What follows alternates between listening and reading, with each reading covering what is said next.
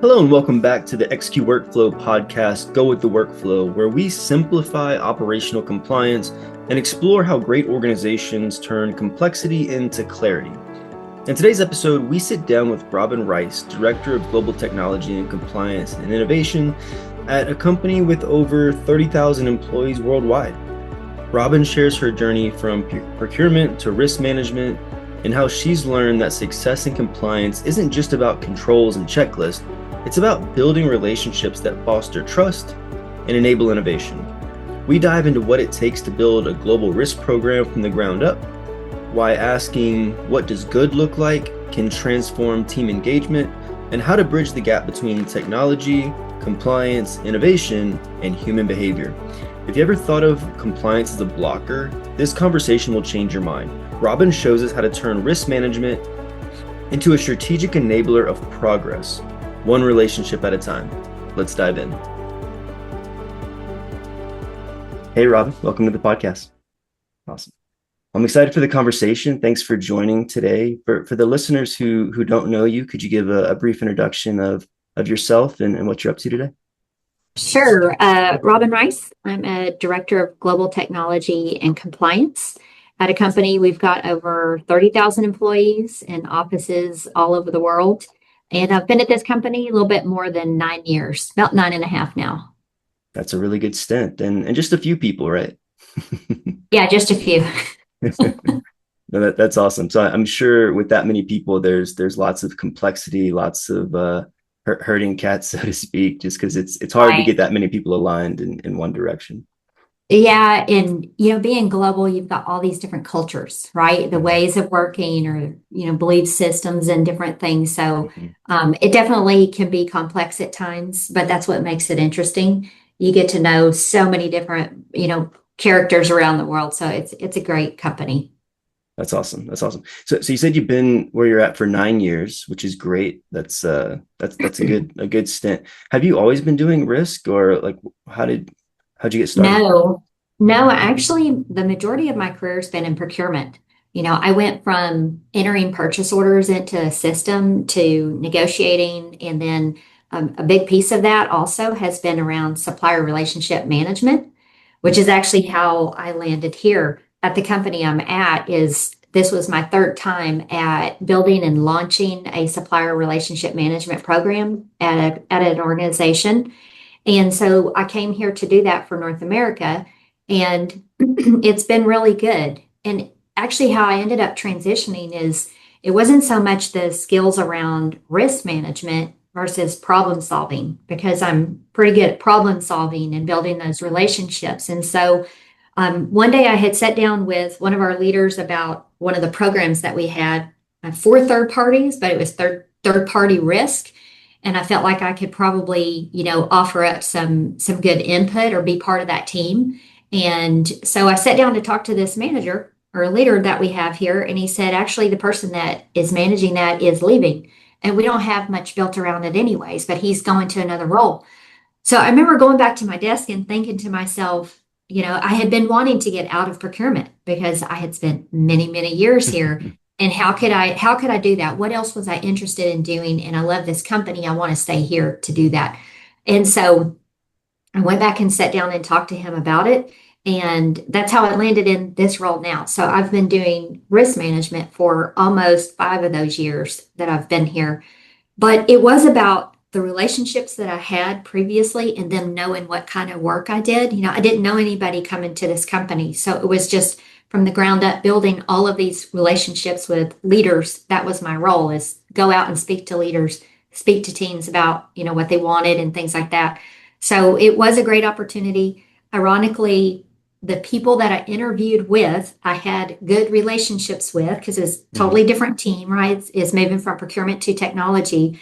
And so the people that I was interviewing with for that role, two of those are still here and I work with them. The guy that I originally hired on with, he retired and was replaced with another person that I work with. And so those relationships that started, they continue today. So it's been a really good transition for me. That's awesome. And I hear relationships being a theme, and I definitely want to get Mhm. into that. But I do want to ask like one more question about like your role and kind of that transition. So Your title is, technology and innovation risk, and you have a lot of an extensive background with third party, with vendor suppliers. Is your role primarily focused on kind of that third party risk still, or is it also like internal innovation risk that you oversee? So it's an operational risk in Okay. technology. So third parties is a very small part of it. I don't Okay. deal with the relationship side of anything anymore. I deal with the risk in those relationships where we're using tooling, software, and services from suppliers. I deal with that side of it now. But now it's so much more complex too. It's everything under risk. So yeah, it's a wide spectrum of safeguarding our company and what does that look like? It's everything from A to Z. That's very cool. And so you said there wasn't much around managing kind of the innovation risk whenever you came in, and you kind of had to build out this program, which sounds like an awesome opportunity. But what are some things you learned in kind of that initial build out that someone who may find themselves in the position that you're in now could learn from and say, oh wow, I should really think about this. Yeah. You know that it's been really interesting because at one point I kind of felt like, man, this role is like being a therapist, right? And so in my first conversations with teams, when I'm just talking about the third party side of it, right? But this lingers into so many other aspects of what we do every single day. But in the first conversations that I was having with some of our internal teams was to say, what is it that you're looking for this supplier? But you can correlate that to anything. You can correlate this to any relationship that you have. What is it that you want to get out of it? You've Mm, signed on for something, right? You've signed on with the supplier piece, we've signed a contract. What is it that, you want from it? And people aren't comfortable asking for things. They're not asking for what they want. And even if you have a forum to do it, I could kind of tell sometimes they weren't used to being asked that, right? You're kind of used to just getting what you're being offered. You mm, accept what you're offered and you don't probe and you don't ask for any more than that. And so it was really simple things that they were asking for, like reports. Hey, if I could get this report from the supplier, this would help me understand, where we have some gaps or whatever on our side. And what does good look like? Well, they don't always know. And that was the probably first week of talking to people. And I had never experienced that when I've done this program before because people were pretty vocal about what it was that they wanted, right? And for some reason here, and it might be because I'm dealing with a lot of technology people, right? mm. Like people are kind of introverted and it's like, whoa, what are you asking me for? So getting people to come out of their shell and say, it's okay, ask for everything. What does good look like? What is your wish list? And so then you could see the wheels churning, people going, okay, I think there's more that I can ask for.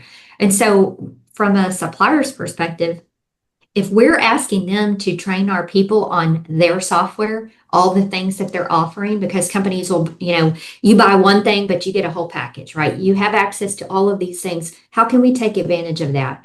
How can Mhm. we upskill ourselves? What can they do to help us do that? Because for them, it's a benefit because we're using their products more. And then we're telling each other about it, within a company. And then before you know it, the use of any software goes from just a few people using that to a lot of people using it. And they like that. So there it's a reward for both sides of the relationship, basically. Yeah, that's awesome. And that story resonates with me because like being in technology myself is kind of like my professional background.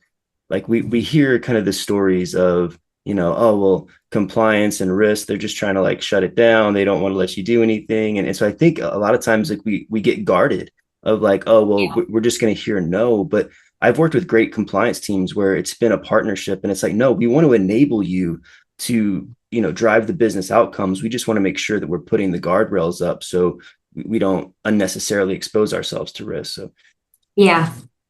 Yeah, and people are hard at work, and I think that this kind of takes us into the next thing of talking about why that is so important. mhm. They're busy. I get that these people in the operational technologies, they're busy. So I'm here to really bridge the gap. I don't want to be, part of the problem, and that nobody does, right? I want to bridge the gap. I don't want to be a dam. And so I know they're busy. There's lots of things that they need to be focused on. And so my job is to enable that and allow them to focus where they need to Mhm. and try to make it a little bit easier for them on the back end of that. But at the end of the day, every company, if they don't, they should. You've got policies and standards and you've got Mhm.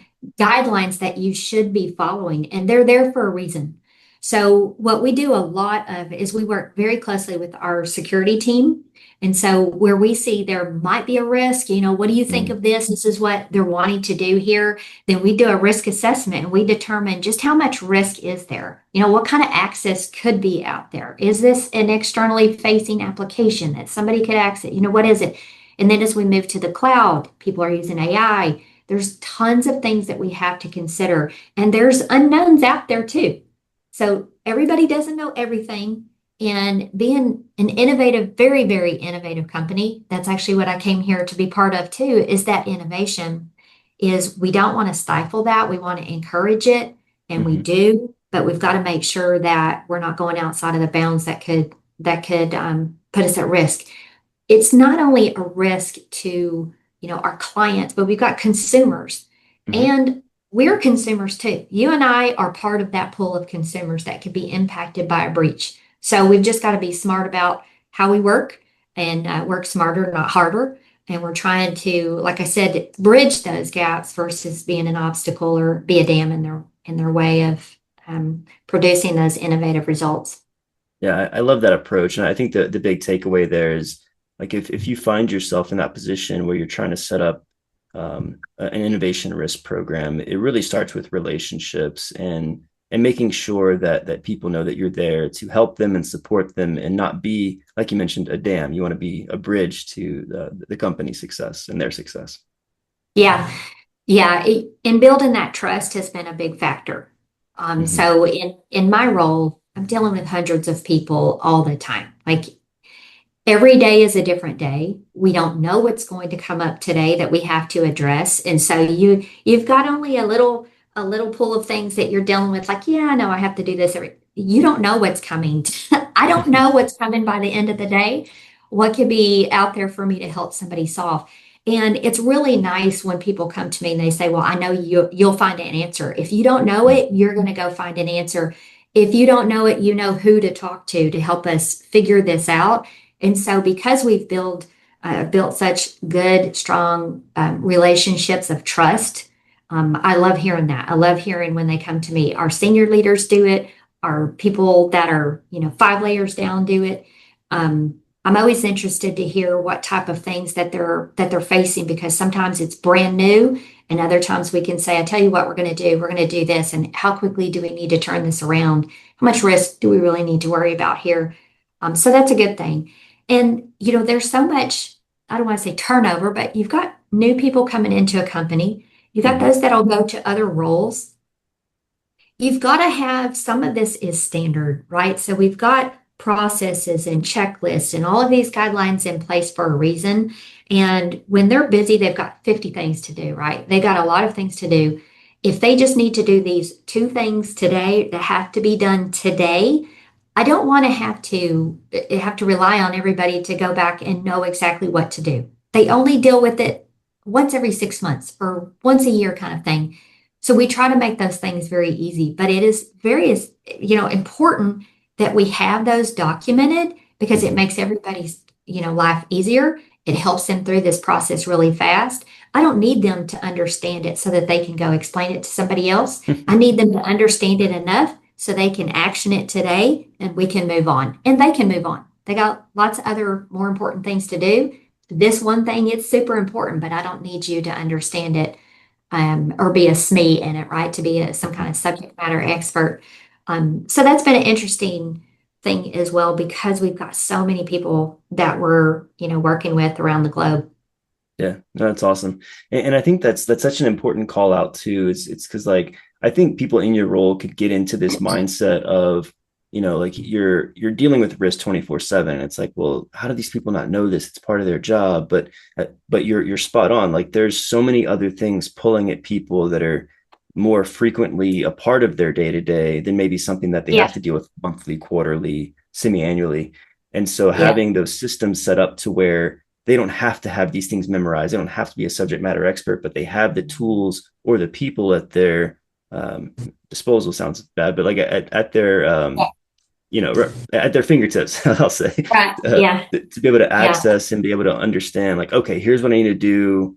I'm coming up on this time. Let's make sure we get the right stuff done, so we don't have that unnecessary risk. We're doing the things to keep ourselves safe, right? Yeah. You just said something that I've actually heard more than once. Because some people assume, and that's a problem. You know what they say when you assume things. Mm-hmm. You can't assume that out of 50 policies, okay? Mm-hmm. 50 policies that everybody knows everything and how it applies to their role. If I'm a software developer, I'm busy, right? I'm developing this software, this cool program and whatever, and I want to use all kinds of great techniques to do it. You're not paying attention to these things that you weren't told about, and you've got to make sure that this goes back to being the bridge. Do they even understand how this policy or this control relates to what they do every day? Mm-hmm. And if they only periodically see something, it never clicks to them. Hey, don't forget about this. But that's where we try to help with that understanding of it. And actually, my team started producing back in February. We started producing different reporting for people. And when I did it, I swear people wanted to push me off off a cliff. But it was only because they didn't realize just how much was going out to their teams. Like all Mm-hmm. of these probably emails, right? All these different follow-ups to different teams to say, I need this. So any one person could see 20 emails asking them for 20 different actions. And they're not actioning those things because there's not enough information, right? It's all confusing. Or now I'm overwhelmed because I'm getting so many emails and I can't keep up. So I Mm-hmm. can't decipher or prioritize things like I need to because I have too many. I'm like drinking from the fire hose all the time. So what we try to do is eliminate the fire hose and say, I know this is not fun to digest, but you've got all of these tabs of information, right? Go through here, find your name. You are in 2 out of 20 reports, right? So you just have two things to do right now. We give them the guidance. We tell them how that particular compliance report ties to the control that they own, ties to that policy. So this is helping people understand how what they do every single day ties back to an exact policy. It's not just, hey, we're just pulling these reports, for giggles, right? We're trying to help them understand this is how it relates to what you do every day. And that quiets the noise also because they might actually still be getting 20 emails, but they can ignore those emails. They need to be using the formats that we send to them, and they'll be able to see, oh, that email correlates to what I needed to do over here. And it really helps. Like I said, it's quieting the noise a lot. It's not ideal how we're doing that yet, but we continue to evolve that and take feedback from the team members. I am all about improvement. I don't care what it is. We are always looking at how do we improve this? Is there something we can do differently? Are we taking feedback or getting feedback from the teams? That goes back to people not asking for those things, the simple things. So, right? So Mm-hmm. we just keep asking. And at least they're thinking about it. They're thinking, hey, you know what? I didn't even know this was out there. And when we first started Yeah. doing that, that was some of the conversations we had. I was really shocked that some team members were like, I didn't even know what this was. Okay, well, now you do. Now you do, and there's no excuse, right? So here's what you're supposed to do with that when you do see it. So it's been pretty interesting to see how over this past 5 years, how things have evolved so much. And it's great to see our team mature also, but also to see all of these different folks that we deal with day in, day out start, where those light bulb moments are going off and they go, no, I know because you told me this, your team told me this. Now we understand what this means. Mm-hmm. No, I love that, and I think like process improvement always fascinates me. I'm always curious to hear what that looks like in different organizations. So, is that do you have people that are like coming to you who are kind of in the day to day of like these actions they have to take based on these policies are kind of being interjected into their daily workflow? Are they coming to you and saying, Robin, like I'm seeing some opportunities here, or is it a lot more of like you and the team going outward and like soliciting this feedback? How does that look on your side? It is everywhere. I'll say that, for example, when we started doing um, a certain type of report that we were doing, right? Mhm. When we first started doing that, we were trying to find out from the teams, are you using this?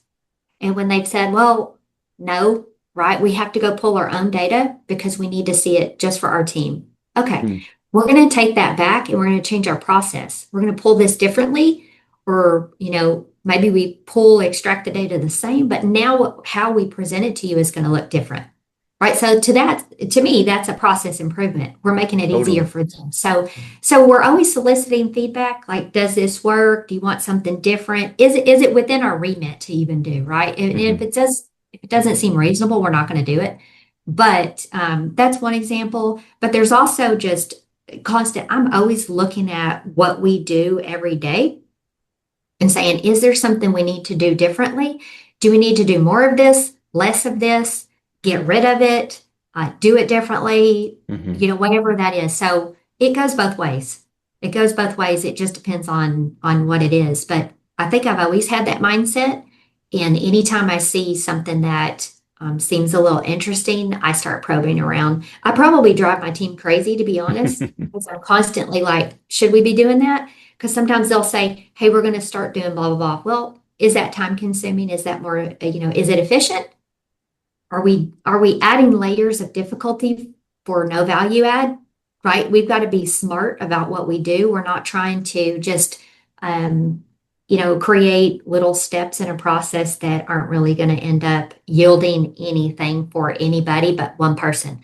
Right. So what is it that one person needs? We actually have a team that uses our reports for lots of things, that triggers other notifications, right? They use our reports to trigger things out. They've got chatbots that are lined up that, all this automation around it. And if we change one column in it's my report, right? I do it as a courtesy. So if we change one thing in that, it messes up what they're doing.